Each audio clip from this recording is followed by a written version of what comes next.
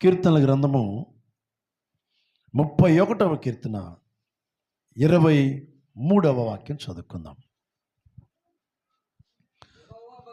యెహోవా భక్తులారా, మీరందరూ యేసయ్యను ప్రేమించండి, దేవుణ్ణి ప్రేమించండి. చదవండి. తర్వాత, దేవుడు విశ్వాసులను కాపాడు. సంఘములో ప్రేమ ఉన్న చోట ఖచ్చితంగా అక్కడ క్షమాపణ దొరికిద్ది. మీరు ప్రేమించాలా. ప్రేమ లేనివాడు వ్యర్థుడని బైబిల్ చెప్తుంది. నీ దగ్గర డబ్బు ఉండొచ్చు, విశ్వాసం ఉండొచ్చు, కొండలను పెగిలించే విశ్వాసం ఉండొచ్చు, కానీ నీలో ప్రేమ లేకపోతే నీలో దేవుడు లేనట్లే. ప్రేమ ఒక వ్యక్తిని ఏం చేస్తుందంటే, మన మీద ద్వేషించేవారు, మనల్ని దూషించేవారు, మన పైన నిందలు వేసేవాళ్ళు, మన పైన నేరారోపణ చేసేవాళ్ళు, మన గురించి చెడుగా మాట్లాడేవాళ్ళు, వారు ఏమన్నా అనుకొని దేవునిని కలిగిన వాళ్ళు క్షమిస్తూనే ఉంటారు. సేవకుడు, సంఘము దేవుణ్ణి ప్రేమించాలి. Praise the Lord, hallelujah. Bible చెప్తుంది కదా, ప్రేమ చాలా శ్రేష్టమైనది. ఈ శ్రేష్టమైన ప్రేమ కలిగినప్పుడు ఆ ప్రేమలో మనం వర్ధిల్లుతాం, దీవించబడతాం, సమాధానంగా ఉండగలుగుతాం. బైబిల్ చెప్తుంది కదా, ప్రేమ లేని వాళ్ళు వ్యర్థులు. నేను ప్రభుని ప్రేమిస్తున్నానంటే కాదు, ప్రేమించే వాళ్ళు క్షమిస్తారు, ప్రేమించే వాళ్ళు వారి మీద కనికరం చూపిస్తారు, దయ చూపిస్తారు, వారి మీద ఎటువంటి మత్సరము లేకుండా, చెడు అభిప్రాయం లేకుండా ఆ సేవకుని, ఆ సేవకురాల్ని లేదా ఆ విశ్వాసుని ప్రేమించగలుగుతారు. ఎక్కడైతే ప్రేమ ఉంటుందో అక్కడ యేసయ్య ఉంటున్నాడు. నమ్మే వాళ్ళు సరి గట్టిగలలు చెప్పండి. నమ్మే వాళ్ళు గట్టిగలయ్యా. చూడండి, మొదటి కొరింథీయులకు రాసిన పత్రిక 14వ అధ్యాయము మొదటి వచనం. రైట్. దేవుణ్ణి ప్రేమించాలా. దేవుడు మనం ప్రేమించాడు. యేసయ్య మనం ప్రేమించి మన కొరకు రక్తం కార్చాడు, ప్రాణం ఇచ్చాడు. యోహాను సువార్త 3:16లో దేవుడు లోకమును ప్రేమించెను. ప్రేమించిన దేవుడు మన కొరకై ప్రాణం పెట్టాడు. ప్రేమించిన దేవుడు మన కొరకై రక్తం గార్చాడు. ప్రేమ ఒక వ్యక్తి కొరకు ప్రాణం ఇవ్వగలిగితే, లోకాన్ని జయించాలంటే ప్రేమ ద్వారా మాత్రమే. ద్వేషము, పగ ద్వారా ఈ ప్రపంచంలో ఎవ్వరు కూడా సాధించలేరు. ప్రేమ అనేది చాలా పవిత్రమైనది. ప్రేమ అనేది చాలా విలువైనది. ప్రేమ అనేది చాలా శక్తివంతమైనది. ప్రేమ అనే 2 పదాలు, 2 అక్షరాలకు చాలా శక్తి ఉంది. దేవుడు లోకమును ప్రేమించినప్పుడట, లోకమంతా కూడా చెడిపోయి ఉన్నది, పాపములో ఉన్నది, శాపములో ఉన్నది, సమస్యల్లో ఉన్నారు, రోగములో ఉన్నారు, కష్టాల్లో ఉన్నారు. దేవుడు చూశాడు. దేవుడే మానవుడిగా వచ్చి మనందరి కొరకు రక్తాన్ని కార్చి ఆయన ప్రేమేంటో చూపించాడు. ఒక వ్యక్తి కొరకు మరణము, ఒక వ్యక్తి కొరకు నీ ప్రాణత్యాగం చేస్తున్నావంటే నువ్వు ప్రేమిస్తున్నావు. మొదటి కొరింథీయులకు రాసిన పత్రిక 14వ అధ్యాయం మొదటి వచనం. ప్రేమ కలిగి ఉండుటకు ప్రయాసపడండి. గట్టిగా చెప్పండి. సంఘము ఏమి కలిగి ఉండాలా? ప్రేమ కలిగి ఉండాలా. సేవకుడు ఏమి కలిగి ఉండాలా? ప్రేమ కలిగి ఉండాలా.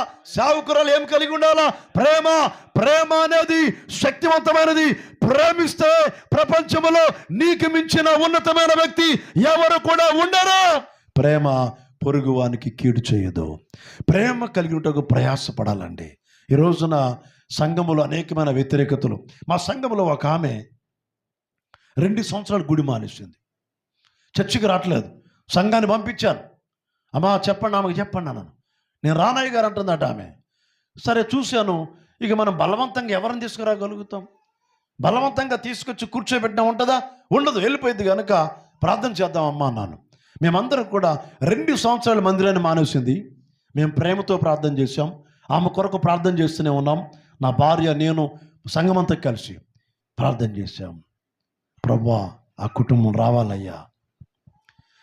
ఒకరోజు 6 గంటలకు ఉదయకాల సమయంలో మా ఇంట్లో, ఉదయకాల సమయంలో నేను బయటకు వచ్చినప్పుడు తలుపు తీసినప్పుడు అక్క చెల్లెలు ఇద్దరు ముందుకు వచ్చి నిలబడ్డారు. వెంటనే వాళ్ళు, అయ్యా మమ్మల్ని క్షమించండి అయ్యా అని. మీరు మానేశారు, ఎందుకు మానేశారో మాకు తెలియదు, ప్రార్థన చేశాను. అప్పుడు 2 సంవత్సరాల తర్వాత వాళ్ళు వచ్చి, అయ్యా మమ్మల్ని క్షమించండి అయ్యా, ఇంకా మేము మందిరాన్ని వదిలిపెట్టాం.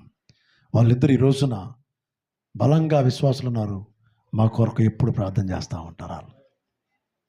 సేవకుడు సంఘమును గద్దించకపోతే, సేవకుడు ఎందుకు సంఘాన్ని గద్దిస్తారంటే సంఘము క్రమశిక్షణగా ఉండాలని, భయభక్తులుగా ఉండాలని, పరిశుద్ధంగా ఉండాలని. ఈరోజున సంఘములో చుట్టదాగే వాళ్ళు వస్తారు, సారదాగే వాళ్ళు వస్తారు, అనేకమైన పాపకారాలు చేసే వాళ్ళు వస్తారు. సంఘము పరిశుద్ధంగా ఉండడానికి దైవజనుడు వాక్యము ద్వారా మీకు హెచ్చరిక చేస్తూ ఉంటాడు. వాక్యం బోధిస్తున్నప్పుడు ఇది నా కొరకే మాట్లాడుతున్నాడు, నన్ను ఉద్దేశించి నా గురించి తెలుసుకొని మాట్లాడుతున్నాడని సంఘములో చాలామంది అనుకుంటూ ఉంటారు. యేసు ప్రభు యొక్క వాక్యము అది అందరితో మాట్లాడుతూ ఉంటుంది. నేను తప్పు చేస్తే నాతో మాట్లాడుతుంది, మీరు తప్పు చేస్తే మీతో మాట్లాడతాడు. దేవుడు పక్షపాతం లేనివాడు. అందుకనే సంఘమును దేవుని రాకడలు ఎత్తబడాలంటే పరిశుద్ధపరచబడాలి, క్రమశిక్షణలో పెరగాలి, సమయానుకూలంగా ఆరాధనకి రావాలి. సంఘములో కొన్ని నియమ నిబంధనలు ఉన్నాయి. మీరు దేవుని ప్రేమిస్తే ఆయన ఆజ్ఞలు గైకొంటారు.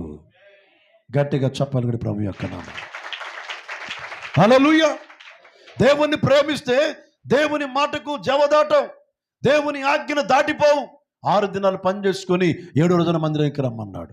సంపాదించే దాంట్లో 10వ భాగం తీయమన్నాడు. దేవుణ్ణి ప్రేమిస్తే దేవుని వాక్యానుసారంగా నడవాలి, దేవుని ఆజ్ఞానుసారంగా.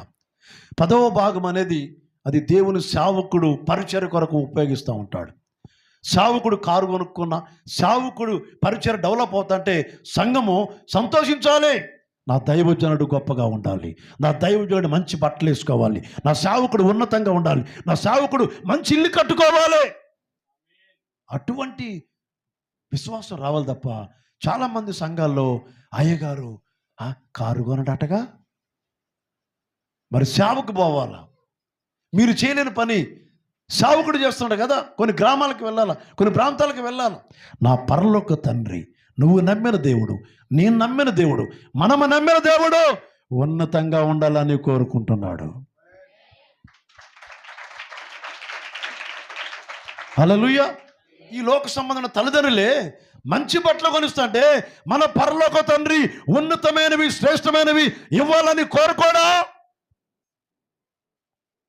ఈరోజు ప్రభు నీతో మాట్లాడుతున్నాడు. దేవుణ్ణి ప్రేమిస్తే దేవుని మాటకు లోబడతావు. మీకు ఆయుష్ ఆరోగ్యం ఉండాలంటే ఒకటే బైబిల్ చెప్తుంది, దేవుణ్ణి ప్రేమించేవారట ఎప్పుడు ఆరోగ్యంగా ఉంటారు. నాకు 24 సంవత్సరాల ఆయుష్ని పొడిగించి 2 కిడ్నీలు పాడాయి. ఈ దేవుణ్ణి ప్రేమిస్తే బలమైనటువంటి శక్తి తీసుకోగలుగుతాం మనం. సంఘములో ఈరోజున్న బైబిల్ చెప్తుంది కదా, ప్రేమ కలిగిన వారుగా ఉండాలి. కొండలను పెకిలింపగల పరిపూర్ణమైన విశ్వాసము గలవాడైనను ప్రేమ లేని వాడైతే, ప్రేమ లేని విశ్వాసం అయితే, ప్రేమ లేని సేవకుడు అయితే మన వ్యర్థులమే. రైట్. ప్రేమ అంటే ఇచ్చుకోవటం, పుచ్చుకోవటం. గట్టిగా చెప్పండి, గట్టిగా చెప్పాలి అందరూ కూడా. హల్లెలూయా. నీ భార్య దేవుని మందిరానికి రాకపోయినా ఆమె కొరకు నువ్వు ప్రార్థన చేయి. నీ భార్య ఒకరోజు ఏదో ఒకరోజు మందిరంలోకి వస్తుంది. ప్రేమ ద్వారా ఇదంతా కూడా. ప్రేమించడానికి ప్రయాసపడాలి. ప్రేమ అంటే నీకెంతో కీడు చేశాడు, నీకెంతో హాని చేశాడు, నీకెంతో హాని చేసింది, ఎంతో కీడు చేసింది, నీ కుటుంబంలో చిచ్చు పెట్టింది, నీ కుటుంబాన్ని పాడు చేయాలని చూసింది. అయినప్పటికీ కూడా నువ్వు ప్రేమించాలి. అదే ప్రేమ. దేవుడు అలాగే ప్రేమించాడు కదా. నేను ఒకప్పుడు తిరిగేవాడిని, భయంకరమైన తాగుబోతుని, భయంకరమైన జారకాయలు చేసేవాడిని. ఎన్ని గొడవలు, ఎన్ని కొట్లాటలు, ఎన్ని దొంగతనాలు, అన్ని పాపకార్యాలు చేసినప్పుడు కూడా నన్ను ప్రేమించలేదా దేవుడు?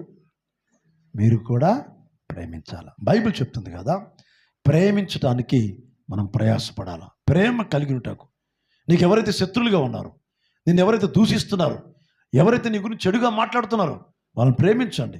ఒకరోజు వాళ్ళు తెలుసుకుంటారు, నీ దగ్గరకు వస్తారు, క్షమించమని అడుగుతారు. ప్రేమ క్షమాపణ కలిగే గుణాన్ని కలగజేస్తుంది. గట్టిగా చెప్పండి. రైట్. చూడండి, ప్రేమిస్తున్నప్పుడు ఆ ప్రేమకు తగిన శిఖనం ఏంటంటే ఒక క్రియ చేయాలా, ఒక పని చేయాలి. దేవునికి స్తోత్రం. ఒక ఆమె ఏఎంసీ కాలంలో ప్రార్థన పెడుతున్నాడు భద్రాచలంలో. ప్రార్థన అయిపోయిన తర్వాత గృహ కూడికలో ఒక ఆమె వచ్చి బోర్ని ఏడుస్తుంది, అల్లయ్య అన్నది. అసలు ఏంద్రా బాబు ఏమెందుకు ఏడుతుంది నాకు అర్థంగా, అల్లయ్య అల్లయ్య అంటది.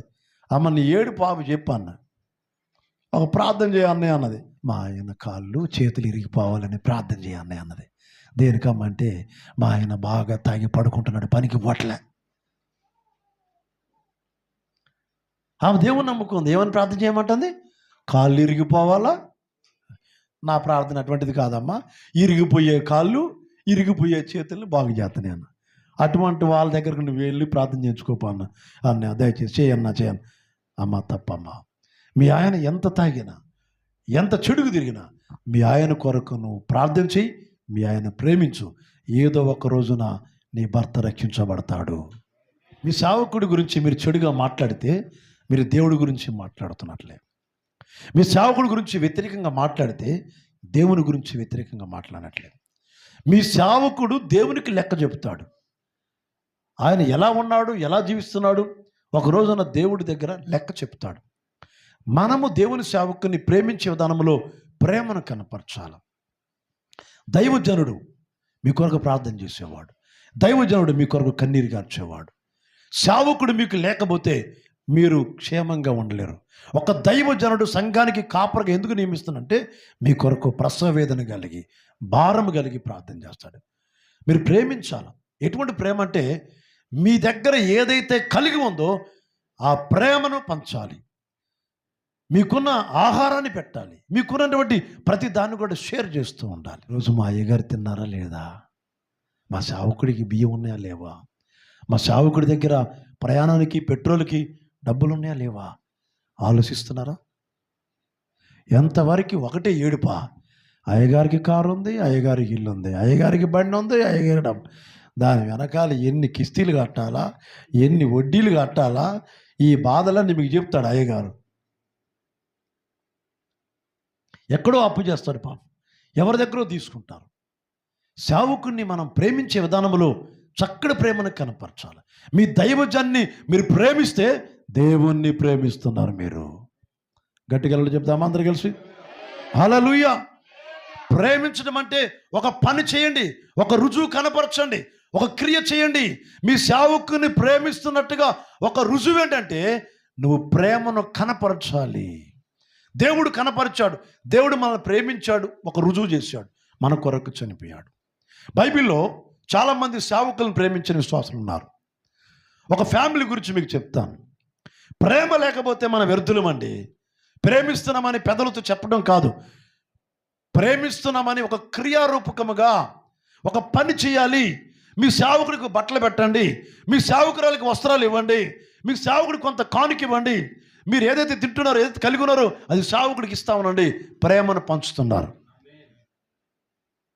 మీ సేవకురాల్ని హత్తుకోవాలా, మీ సేవకుని హత్తుకోవాలా. మీ ఆత్మీయ తండ్రి, మీ ఆత్మీయ తల్లి వాళ్ళు క్షేమంగా ఉండాలని మీరు కోరుకోవాలా.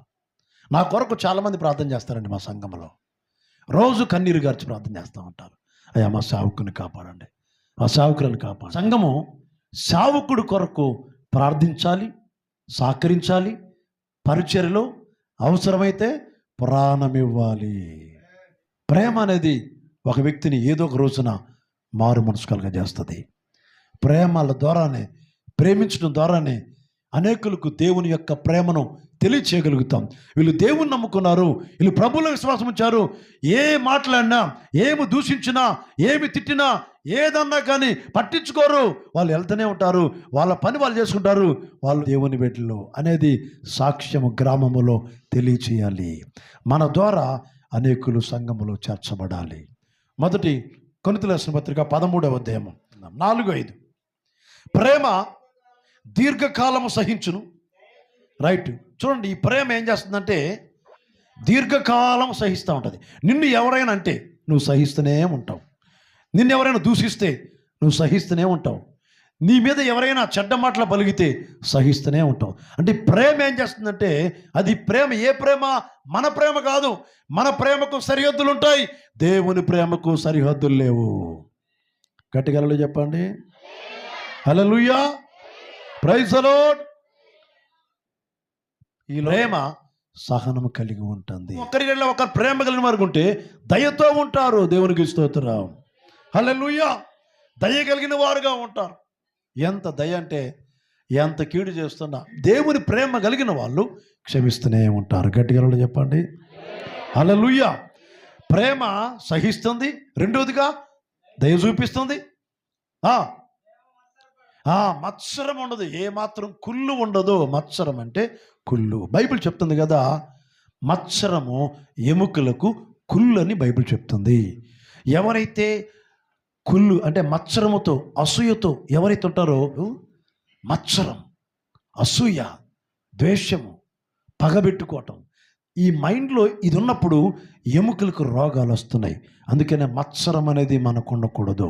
మీ ఊర్లో మీ పొరుగు వారి మీద, మీ కుటుంబంలో మీ బంధువుల పైన మీ మనసులో ఏమైనా మత్సరం, అసూయ ఏమైనా మీ సేవకుడి మీద కానీ, మీ సేవకురాల మీద కానీ, లేదా మీ గ్రామస్తుల మీద కానీ, లేదా మీ సంఘంలో ఒకరి మీద ఒకరికి అటువంటి మత్సరం ఉంటే ఆ చెడుని, ఆ చేదుని ఇప్పుడే తొలగించుకోండి. ప్రేమ అనేది ఉండాలి హృదయంలో. ప్రేమతో ప్రేమిస్తూనే ఉండాలి. కొడుతున్న ప్రేమ ఎంత ఆశీర్వాదకరమైనది. డంబమ్మగా ఉండదు, నిజంగా ప్రేమిస్తారు వాళ్ళు. మత్సరం ఉండదు, అసూయ ఉండదు, నిజంగా ప్రేమిస్తారు. దేవుని ప్రేమించినట్లుగానే మీ సేవకుని కూడా ప్రేమించండి, మీ సేవకులను ప్రేమించండి. ఇది దేవుని యొక్క చిత్తము, దేవుని యొక్క నియమం. అపోస్తలుడైన పౌలు మాట్లాడతాడు రోమా సంఘానికి, ఇదిగో నా కొరకు ప్రాణమిచ్చే విశ్వాసులు సంఘములో ఉన్నారయ్యా. దేవునికి స్తోత్రం. కొంతమంది విశ్వాసులు సేవకుడు ప్రాణాలు తీసే విశ్వాసులు ఉన్నారు. దైవజనుడు సేవకుడు అయ్యగారు ప్రాణాలు తీసే విశ్వాసులు కూడా ఉన్నారు. అయ్యగారు ఎప్పుడు పోతాడు అంటే పోతే పోయినలా. చూడండి విశ్వాసుల యొక్క పరిస్థితి ఎలా ఉందంటే, సేవకుని ప్రేమించినప్పుడు దేవుణ్ణి మనం ప్రేమిస్తున్నాం. సేవకుడు క్షేమంగా ఉన్నాడంటే దేవునికి సంతోషం. గట్టిగా చెప్పండి ప్రైజ్ ది లార్డ్. రోమిలి రాసిన పత్రిక 16వ అధ్యాయం 3వ వచనం చదువుకుందాం. క్రీస్తు యేసునందు నా జత పనివారైన ప్రిస్కిల్లా అకులకును నా వందనములు చెప్తున్నాను. అయ్యగారు రాస్తున్నాడు ఒక లెటరు.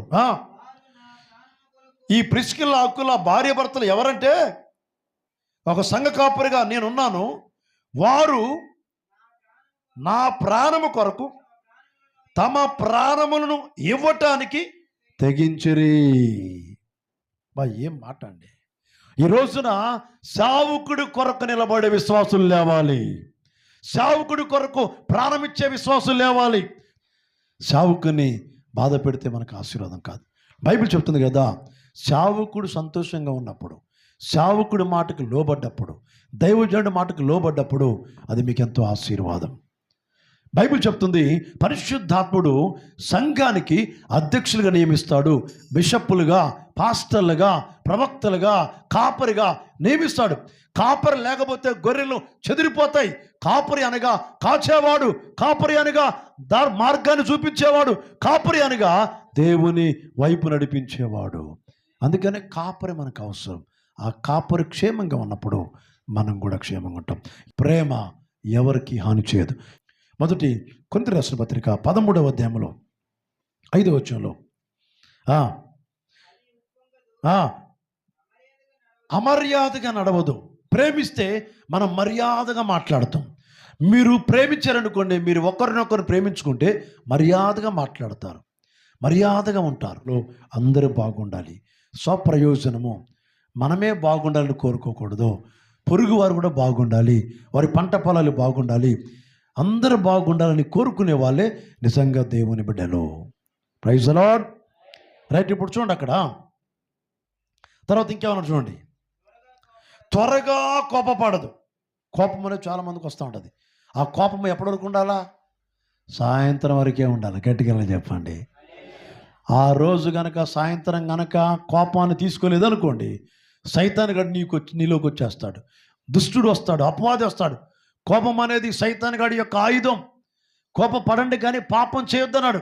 కోపము నిలిచి ఉండకూడదు, అపకారమును మనసులో ఉంచుకోకూడదు. రైట్. చివరి మాట, అపకారము ఎవరికైనా కీడు చేయాలని, అపకారం చేయాలని వాళ్ళకి హాని చేయాలని, వారిని బాధ పెట్టాలని, వారిని ఇబ్బంది పెట్టాలని మనసులో ఉంచుకోకూడదు. మీ మనసు ఎవరిదంటే దేవుడిచ్చిన మనసు. మీలో ఉన్న ఆత్మ దేవుడి పెట్టిన దీపము. గట్టిగా ఆమె చెప్పండి. మీ దీపాలు వెలిగించుకుంటారా, ఆరిపేసుకుంటారా? చెప్పాలా? వెలిగించుకుంటారా, ఆరిపేసుకుంటారా? ఎంతమంది యేసయ్య ప్రేమతో వెలిగించుకుంటారు? అపకారం చేయకండి, హాని చేయకండి, ఎవరి మీద ఇబ్బంది పెట్టకండి. ప్రేమ అనేది అది దైవికమంగా ఉండాలి. మీరు మేలు చేసేవారుగా ఉండాలి. ఈరోజు నా సంఘములో మీ ప్రేమ ఎలా ఉంది? మీరు ఎలా ప్రేమిస్తున్నారు? ప్రేమ నిజంగా చూపిస్తున్నారా? డంబముతో ఉన్నారా? అందుకనే ప్రేమించడానికి ప్రయాసపడాలట. ప్రేమ కలిగి ఉండటానికి ప్రయాసపడాలా. దేని కొరకు ప్రయాసపడాలా? ప్రేమించడానికి ప్రయాసపడాలా. ఈ రోజున మీరు దేవుని ప్రేమలో, మీరు దేవుని ప్రేమించండి, దేవుడు మిమ్మల్ని రక్షిస్తాడు. గట్టిగా చెప్పండి. యెహోవా భక్తులారా, యెహోవాను ప్రేమించండి, ఆయన విశ్వాసులను రక్షిస్తాడు. మీరు దేవుని ప్రేమిస్తే దేవుడు మిమ్మల్ని రక్షిస్తాడు. దేవుని ప్రేమ పరిశుద్ధాత్మ ద్వారా మీ హృదయంలో కుమ్మరించబడును గాక.